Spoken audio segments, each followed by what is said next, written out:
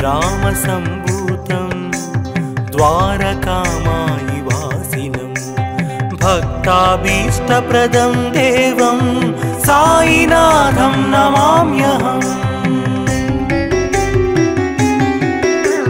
महोन्नत कुले जातं क्षीराम्बुधिसमे शुभे द्विजराजं तमोघ्नन्तं साईनाथं नमाम्यहम्। जगद्धुरणार्थं यो नररूपधरो विभुः योगानन्दमहात्मानं साईनाथं नमाम्यहम्। साक्षात्कारं जये लाभे स्वात्मिन् रामो गुरोर्मुखात् निर्ममं पापघ्नन्तं साईनाथं नमाम्यहम्। नरसिंहादिशिष्याणां ददो यानुग्रहं कुरु भवबन्धापहर्तारं साईनाथं नमाम्यहम्।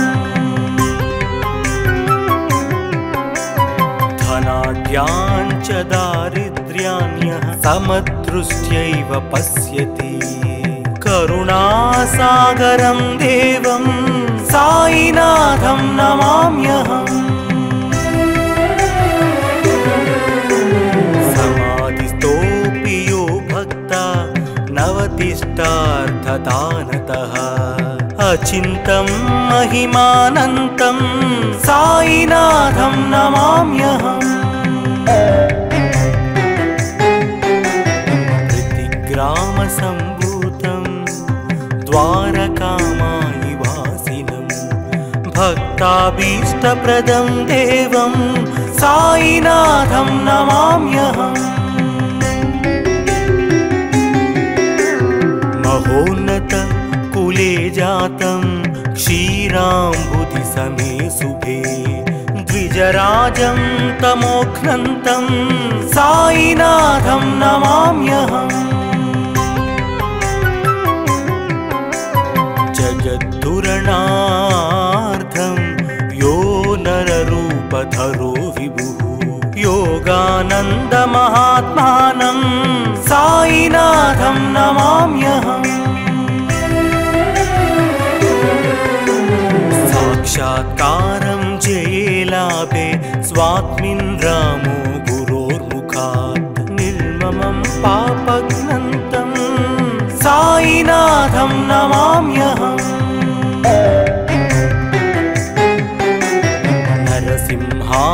नरसिंहादिशिष्याणां ददो यानुग्रहं कुरु भवबन्धापहर्तारं साईनाथं नमाम्यहम्।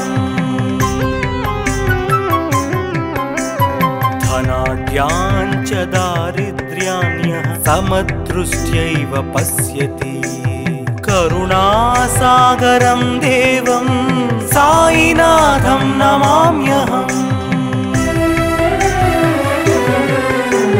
समाधिस्थोऽपि यो भक्ता नवतिष्ठार्थदानतः अचिन्तं महिमानन्तं साईनाथं नमाम्यहम्।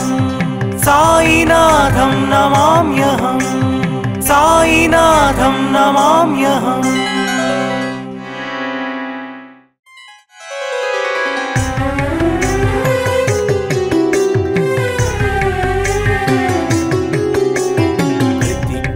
प्रतिग्रामसम्भूतं द्वारकामायिवासिनं भक्ताभीष्टप्रदं देवं साईनाथं नमाम्यहम्।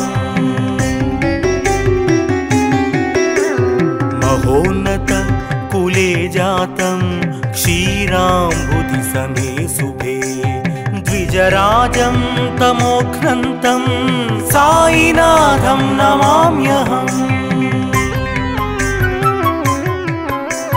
जगद्धुरणार्थं यो नररूपधरो विभुः यो योगानन्दमहात्मानं साईनाथं नमाम्यहम्। साक्षात्कारं जये लाभे स्वात्मिन् रामो गुरोर्मुखात् निर्ममं पापघ्नन्तं साईनाथं नमाम्यहम्। नरसिंहादिशिष्याणां ददो यानुग्रहं कुरु भवबन्धापहर्तारं साईनाथं नमाम्यहम्। धनाढ्याञ्च दारिद्र्यान्यः समदृष्ट्यैव पश्यति करुणासागरं देवं साईनाथं नमाम्यहम्। समाधिस्थोऽपि यो भक्ता नवतिष्ठार्थदानतः अचिन्तं महिमानन्तं साईनाथं नमाम्यहम्।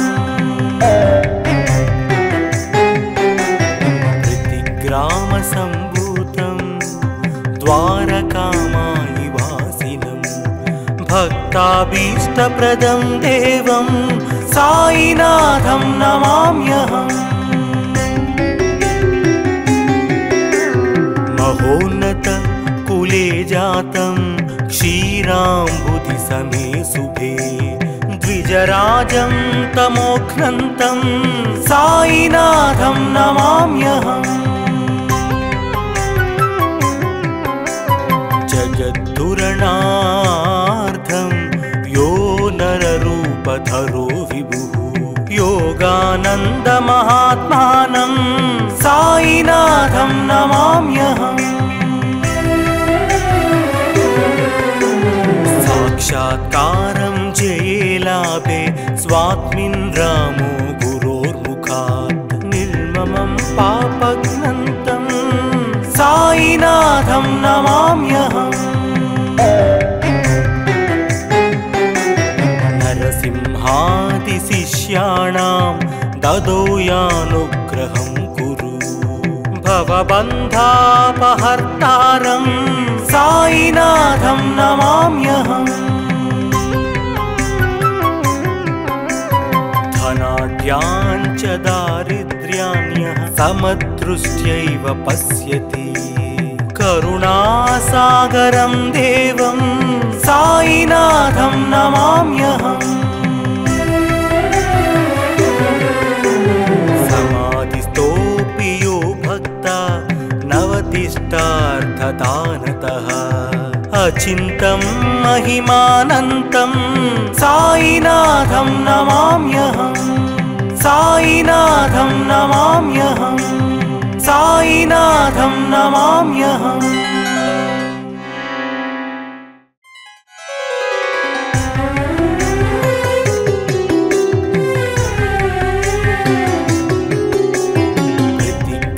प्रतिग्रामसम्भूतं द्वारकामायिवासिनं भक्ताभीष्टप्रदं देवं साईनाथं नमाम्यहम्। महोन्नत कुले जातं क्षीराम्बुधिसमे शुभे द्विजराजं तमोघ्नन्तं साईनाथं नमाम्यहम्। जगद्धुरणार्थं यो नररूपधरो विभुः योगानन्दमहात्मानं साईनाथं नमाम्यहम्। साक्षात्कारं जये लाभे स्वात्मिन् रामो गुरोर्मुखात् निर्ममं पापघ्नन्तं साईनाथं नमाम्यहम्।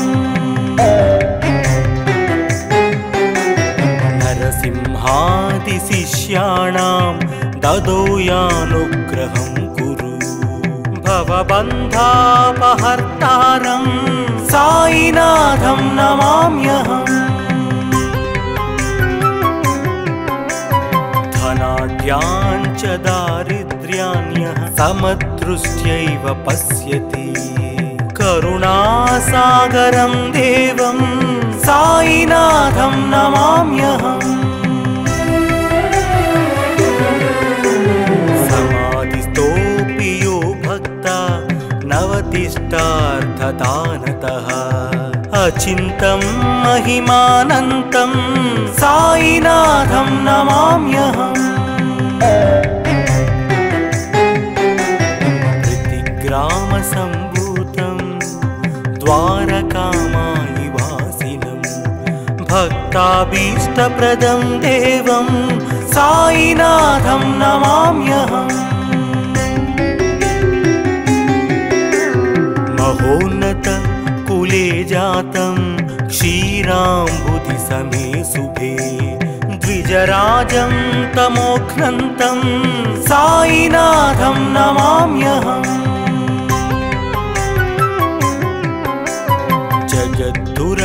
जगद्दुरणार्थं यो नररूपधरो विभुः योगानन्दमहात्मानं साईनाथं नमाम्यहम् साक्षात्कारं जयेलाभे स्वात्मिन् रामो गुरोर्मुखात् निर्ममं पापघ्नन्तं साईनाथं नमाम्यहम्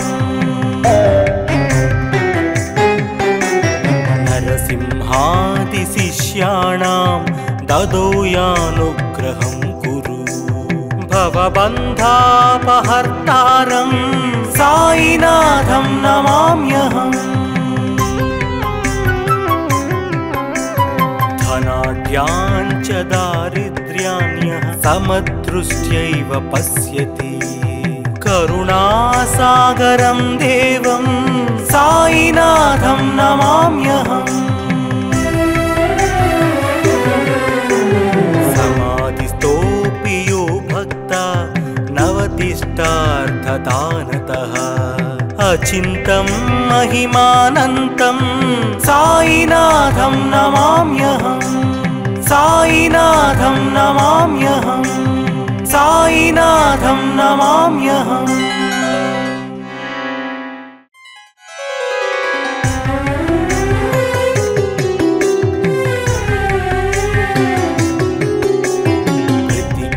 ग्रामसम्भूतं द्वारकामायिवासिनं भक्ताभीष्टप्रदं देवं साईनाथं नमाम्यहम् महोन्नतकुले जातं क्षीराम्बुधिसमे शुभे द्विजराजं तमोघ्नन्तं साईनाथं नमाम्यहम्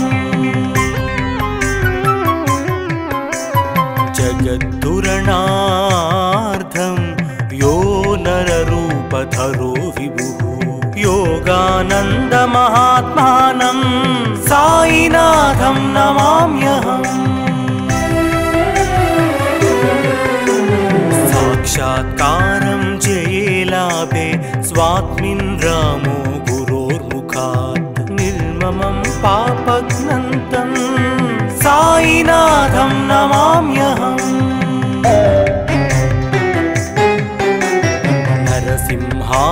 नरसिंहादिशिष्याणां ददौ यानुग्रहं कुरु भवबन्धापहर्तारं साईनाथं नमाम्यहम् धनाढ्याञ्च दारिद्र्याण्यः समदृष्ट्यैव पश्यति करुणासागरं देवं साईनाथं नमाम्यहम् समाधिस्थोऽपि यो भक्ता नवतिष्ठार्थदानतः अचिन्तं महिमानन्तं साईनाथं नमाम्यहम् ग्रामसम्भूतं द्वारकामायिवासिनं भक्ताभीष्टप्रदं देवं साईनाथं नमाम्यहम् महोन्नत कुले जातं क्षीराम्बुधि समे शुभे द्विजराजं तमोघ्नन्तं साईनाथं नमाम्यहम्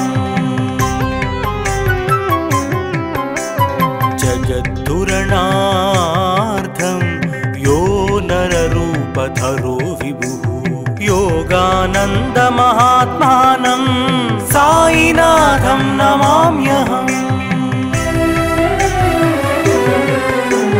साक्षात्कारं जये लाभे स्वात्मिन् रामो गुरोर्मुखात् निर्ममं पापघ्नन्तं साईनाथं नमाम्यहम्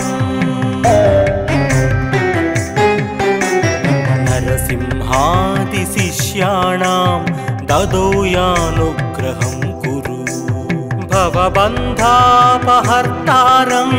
साईनाथं नमाम्यहम् धनाढ्यान् च दारिद्र्यान्यः समदृष्ट्यैव पश्यति करुणासागरं देवं साईनाथं नमाम्यहम् समाधिस्थोऽपि यो भक्ता नवतिष्ठार्थदानतः अचिन्तं महिमानन्तं साईनाथं नमाम्यहम् साईनाथं नमाम्यहम् साईनाथं नमाम्यहम्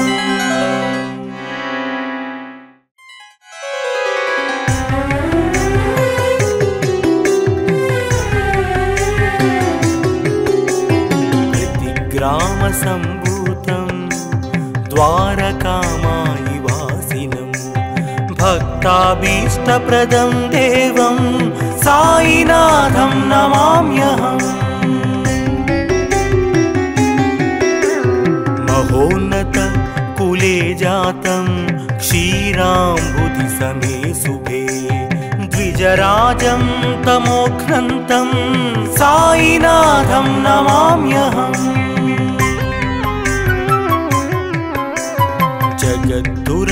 जगद्धुरणार्थं यो नररूपधरो विभुः योगानन्दमहात्मानं साईनाथं नमाम्यहम्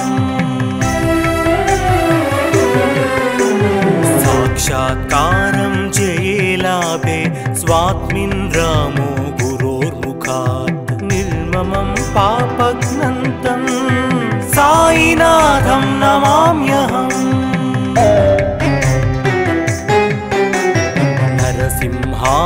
नरसिंहादिशिष्याणां ददो यानुग्रहं कुरु भवबन्धापहर्तारं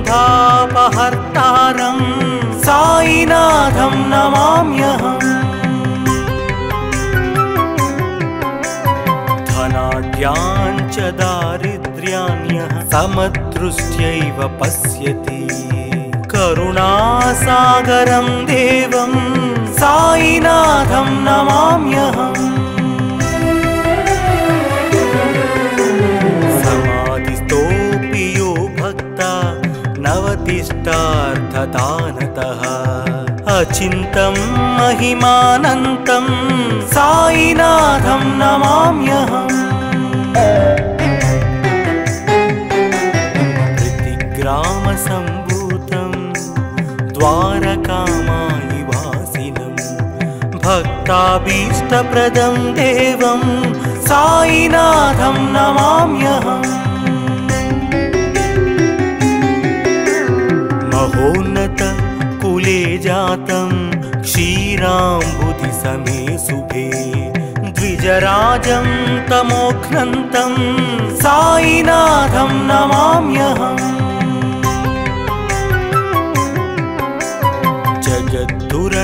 जगद्धुरणार्थं यो नररूपधरो विभुः योगानन्दमहात्मानं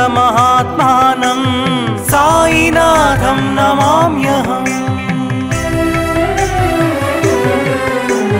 साक्षात्कारं जये लाभे स्वात्मिन् रामो गुरोर्मुखात् निर्ममं पापघ्नन्तं साईनाथं नमाम्यहम्।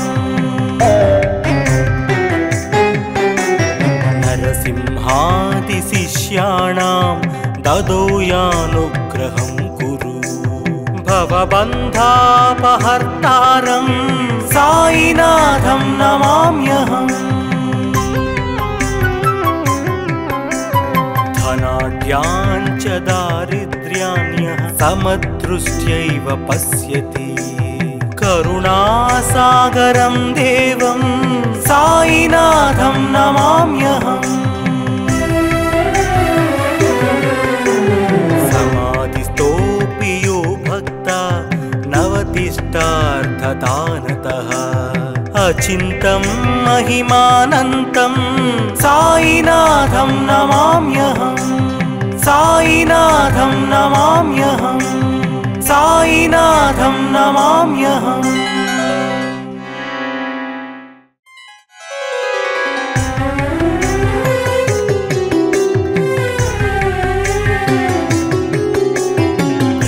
ग्रामसम्भूतं द्वारकामायि वासिनं भक्ताभीष्टप्रदं देवं साईनाथं नमाम्यहम्।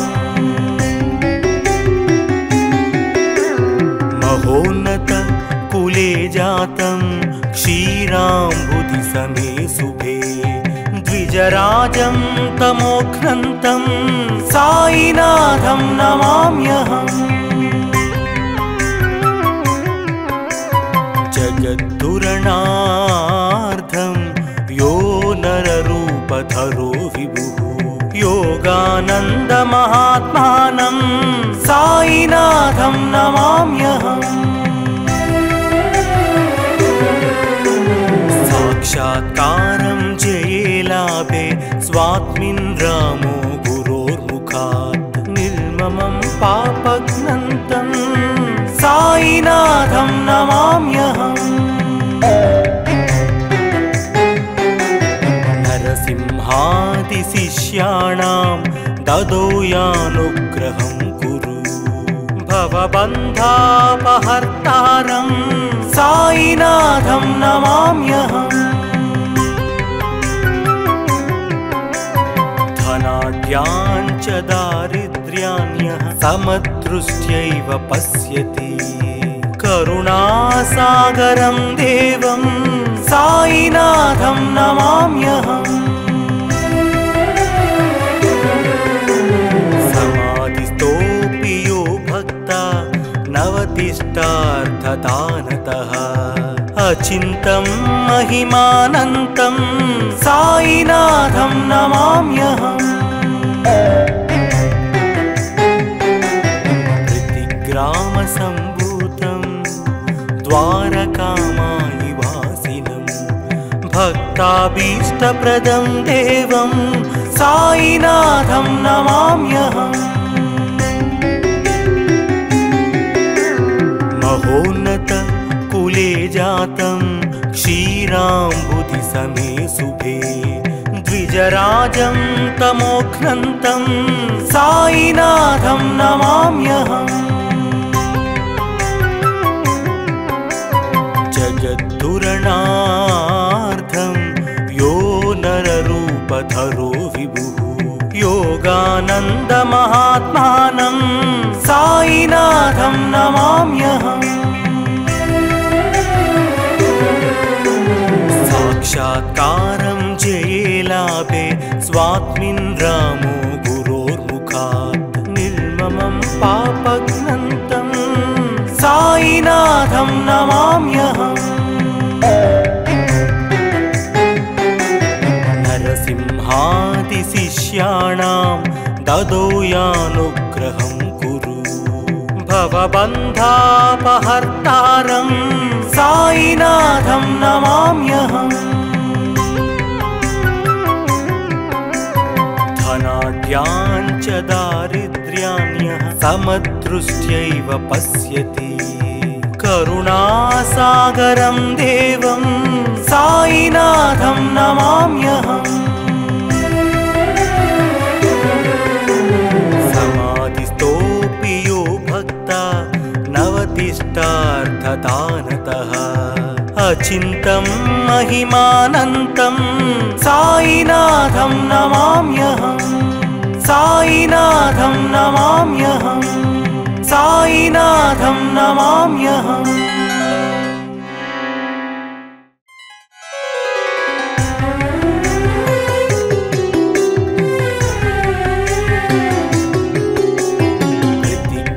ग्रामसम्भूतं द्वारकामायि वासिनं भक्ताभीष्टप्रदं देवं साईनाथं नमाम्यहम् महोन्नत कुले जातं क्षीराम्बुधिसमे शुभे द्विजराजं तमोघ्नन्तं साईनाथं नमाम्यहम्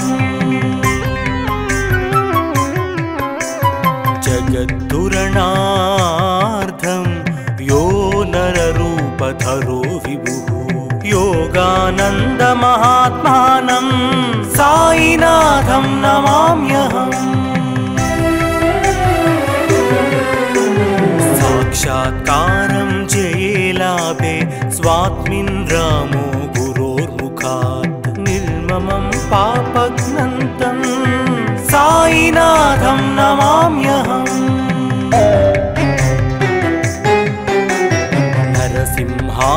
नरसिंहादिशिष्याणां ददौ यानुग्रहं कुरु भवबन्धापहर्तारं साईनाथं नमाम्यहम् धनाढ्यान् च दारिद्र्यान्यः समदृष्ट्यैव पश्यति करुणासागरं देवं साईनाथं नमाम्यहम् समाधिस्थोऽपि यो भक्ता नवतिष्ठार्थदानतः अचिन्तं महिमानन्तं साईनाथं नमाम्यहम् ग्रामसम्भूतं द्वारकामायि वासिनं भक्ताभीष्टप्रदं देवं साईनाथं नमाम्यहम् महोन्नत कुले जातं क्षीराम्बुधिसमे शुभे द्विजराजं तमोघ्नन्तं साईनाथं नमाम्यहम्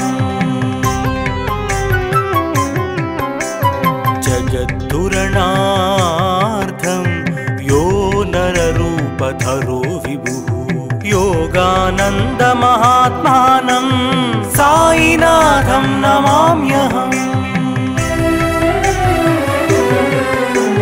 साक्षात्कारं जये लाभे स्वात्मिन् रामो गुरोर्मुखात् निर्ममं पापघ्नन्तं साईनाथं नमाम्यहम्